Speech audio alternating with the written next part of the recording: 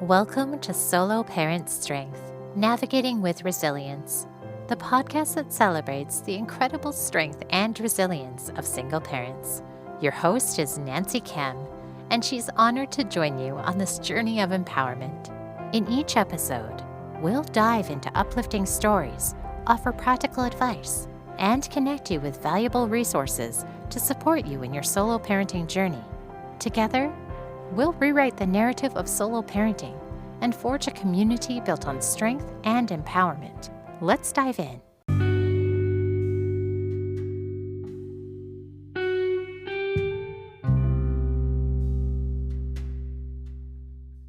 Hello, guys. Welcome to our other episode. Today, we are talking about practical parenting. How do we maneuver the parenting aspect of being a single parent and being the one to administer, discipline, and at the same time be a sweet parent at the same time? So, as we delve into this episode today, we are going to talk about positive discipline. We are going to talk about prioritizing your self care. And we are talking about providing a conducive environment for both you and the children to be able to thrive. Being a parent has no manual. We all know that. So, because it doesn't have a manual, we go by what we think is right? So before growing up, they used to talk about raising girls raising boys is easier than raising girls, and some will say raising girls is easier than raising boys. There is a commotion in there, according to Parents Review, on raising children. But personally, because I'm raising both a girl and a boy, I kind of think that it's tough raising either or. They all go through different scenarios. They all go through different maturity stages, and it's just amazing to watch, and it's amazing to be able to train different sexes and be able to get them on the right track. Having to know that girls are very emotional beings, and the way you treat them is definitely going to be different from how you treat boys. But I do believe that you have to ultimately know how to manage the aspects of both sexes differently, and kind of know your child. The best part is knowing your child and getting to know how you can best administer discipline, and also best know what they like, their do's and don'ts. Even children have their do's and don'ts. There are some things that as a parent you need to quickly learn about your children, so at least you know how to administer what.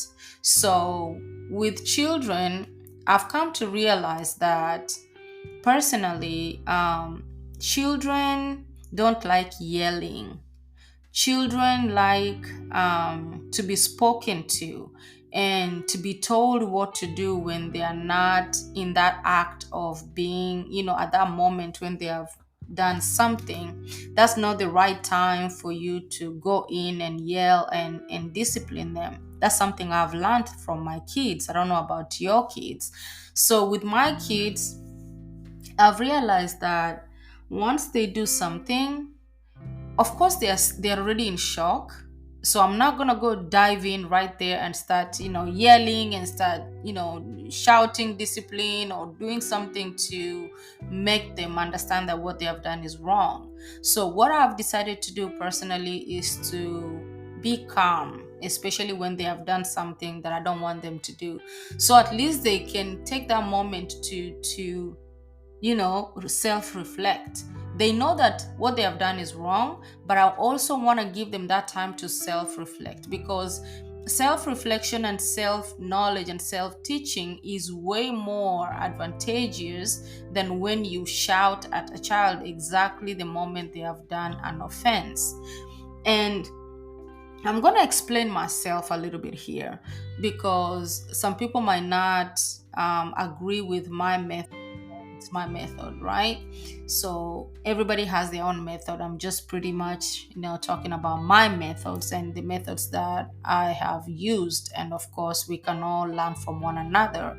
Um, so, what I do with my children, I wait for the time that they are at peace. I wait for the time that they are not they are not offended, and then I'm gonna sit them down and just walk them through what they have done and the do's and don'ts.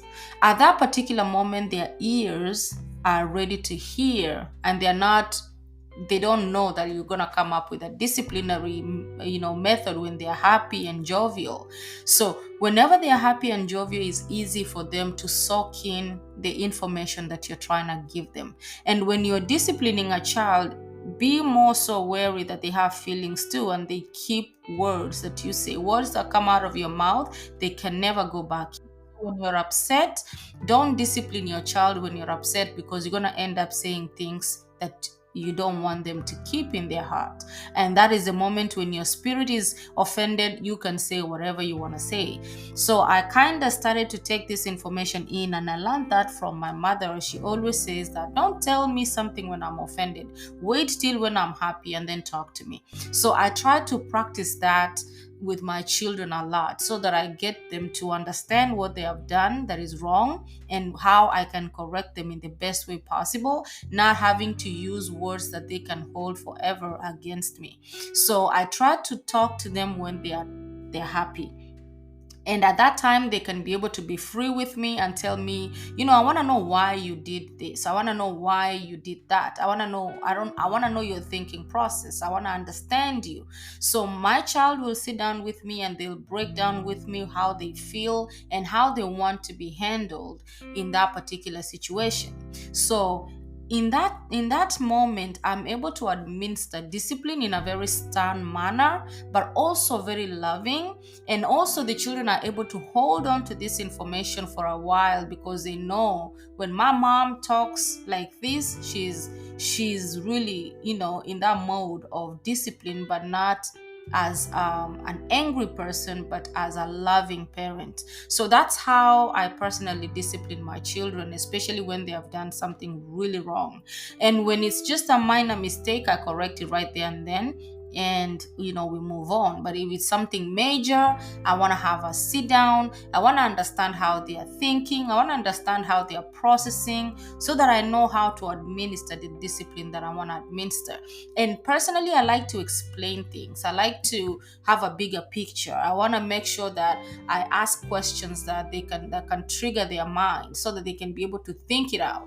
And then I'm gonna go like around it in a way that I'm not gonna say straight what they have done, but I'm gonna just kind of go around it and ask them, a question from a far distance, and then bring them closer and closer and closer to the offense. So it takes time, it takes time sometimes, and it takes a lot of patience to work around children and not be a parent who is like stinging.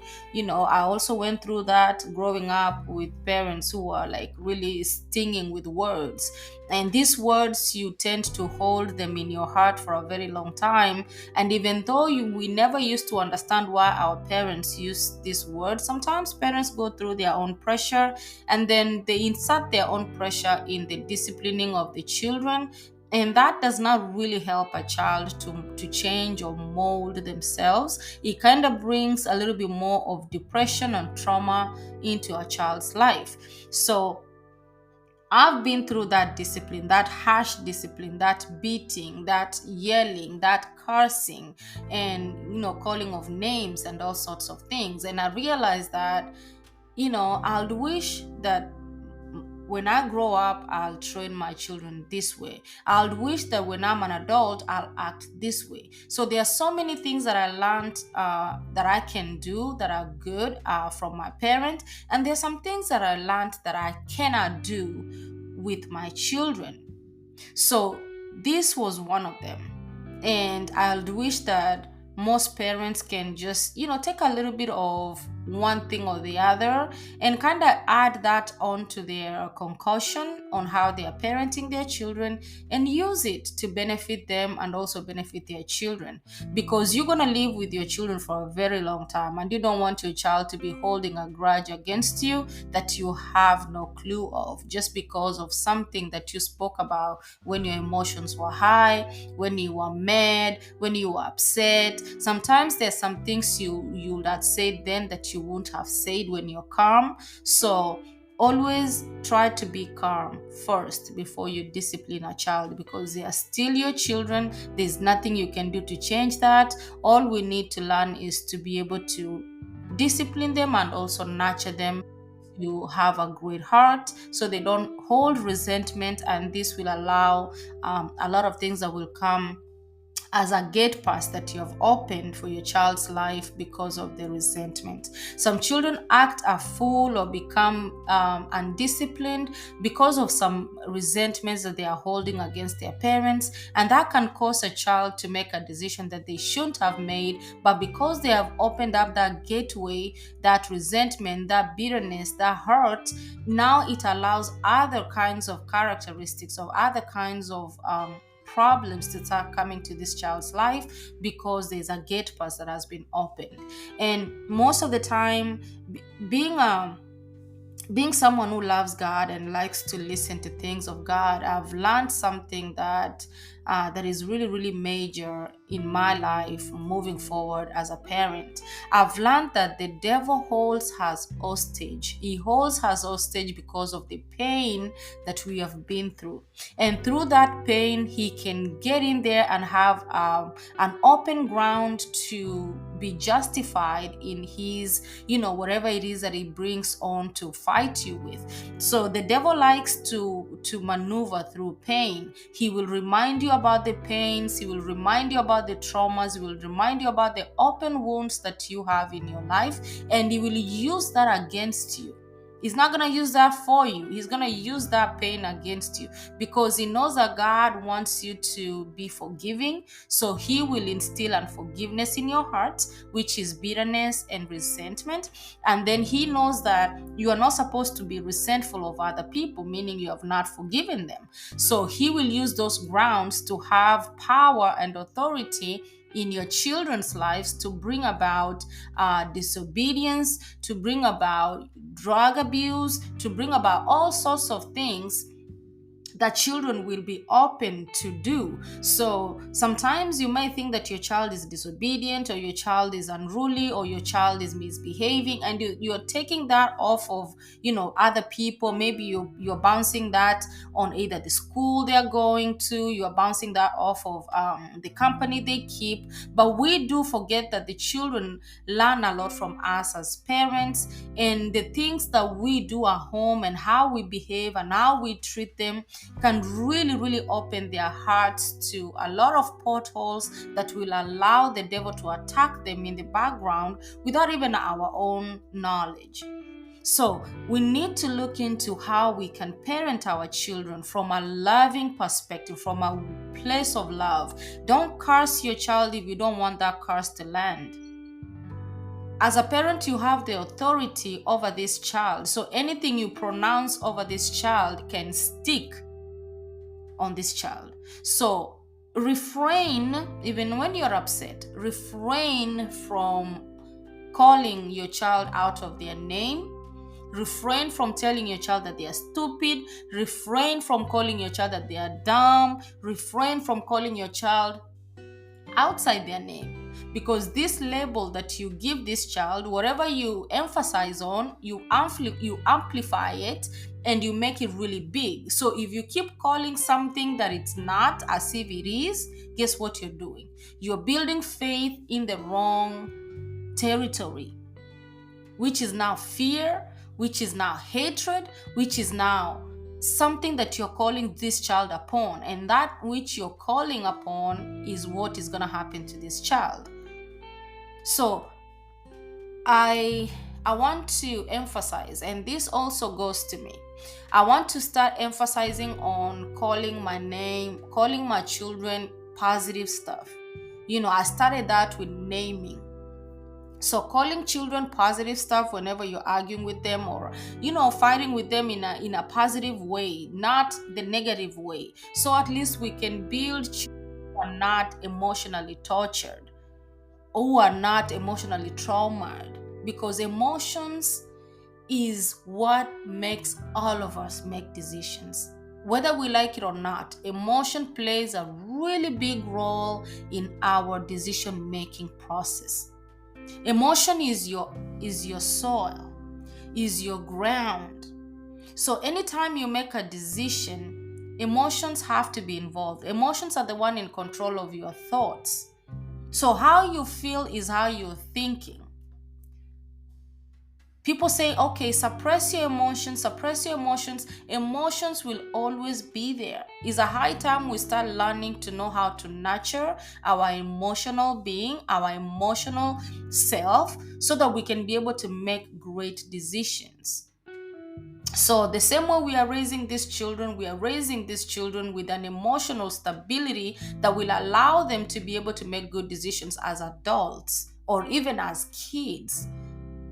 So, as a parent, I have key points that I wanted to emphasize on in parenthood. So, parenting you just establish a routine. How do you parent successfully? You establish a routine, be the benefits of a constant routine in providing a stable and predictable environment for your children is by having a routine with your child. If your child has to leave school and this is what they have to do, this is what they have to do, they already know the routine. So it's easier to deal with the out of routine situations if they are not paying attention to those. Tips on creating and maintaining a practical routine that accommodates you, that accommodates their school and personal activities. Like, have a few things that you can do around your children. Let's say, for example, like my daughter comes from school at 3 p.m. Okay, she will sit down and eat something for 20 minutes, maybe read a book for another 20 minutes, and then after that she will do extra math for 30 minutes. She will go ahead and do some writing for 20 minutes, and then after that, if you have some time, spend that time together, maybe whenever she's doing all these activities or maybe after. But try to schedule a routine for them. Maybe time for shower is 7 p.m. Put that on an alarm clock. Time for sleep is 8 or 9 p.m. Put that on an alarm clock. So at least they have this routine, which will allow you to be able to administer discipline. Positive discipline. Number 2 on the key discussions, understanding the concept of positive discipline and how it promotes a healthy understanding and learning environment. The same way I was talking about, administering discipline at your calm moments instead of when you're upset can be really a good positive discipline tactic that you can use. Discuss effective positive discipline strategies with a mentor, maybe with someone who is more knowledgeable when it comes to parenting. And then I'm going to add a couple of books here with you guys. If you guys like to read or like to listen, you can go on Amazon or on YouTube and listen to parenting tips on positive discipline. Self-care. Most of the time we have a way of using our pain, directed to the children and just, feel as if you conquered something. But far, like, really take care of yourself, your mental status, your emotional status, your physical status, so at least you don't get agitated quickly and then you transfer these feelings to the wrong people. So just try and take care of your well-being emotionally, physically, and all that good stuff. Incorporate self-care routines in your daily hustle. 20 minutes here, 30 minutes here of mindful meditation, maybe breathing, maybe walking, something to ease up your pressure, so at least you are well taken care of. Create a supportive environment for yourself and the children. Look for family if you have family, look for friends if you have friends. Allow them to come into your life and help you out if they can, or communities such as Single Parents Revival. We are here to support and help you out through the process of being a parent by yourself. Engage in supportive groups, engage in them, share your tips, share your experiences. Let us learn of your parental tips and challenges. Definitely, we are all sharing here so everybody can benefit ultimately.